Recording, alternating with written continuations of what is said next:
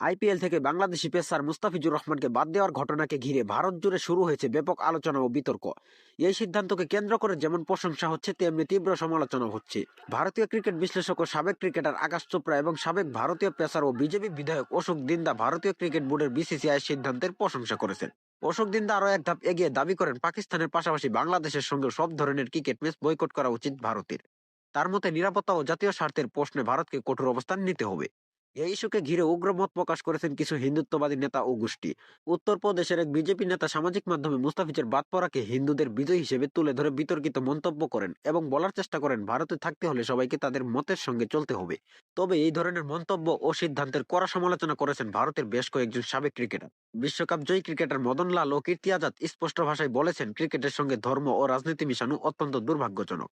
তাদের মতে মুস্তাফিজুর রহমান একজন পেশাদার ক্রিকেটার, এই ঘটনার সঙ্গে তার কোনো ব্যক্তিত্ব দায় নেই। এ বিষয়ে উদ্বেগ প্রকাশ করেন কংগ্রেস নেতা শশী থারুর। তিনি বলেন, ধর্মীয় আবেগকে খেলাধুলার সঙ্গে জড়ালে ভারত ধীরে ধীরে প্রতিবেশী দেশগুলোর কাছ থেকে আরো দূরে সরে যাবে, যা ভবিষ্যতের জন্য শুভ নয়। সব মিলিয়ে আইপিএল থেকে মুস্তাফিজকে বাদ দেওয়ার সিদ্ধান্ত ভারতীয় ক্রিকেটে এক নজিরবিহীন বিতর্ক তৈরি করেছে। এই সিদ্ধান্ত নিয়ে ভারতীয় সমাজ ও ক্রিকেট মহলে মতভেদ এখন চরমে।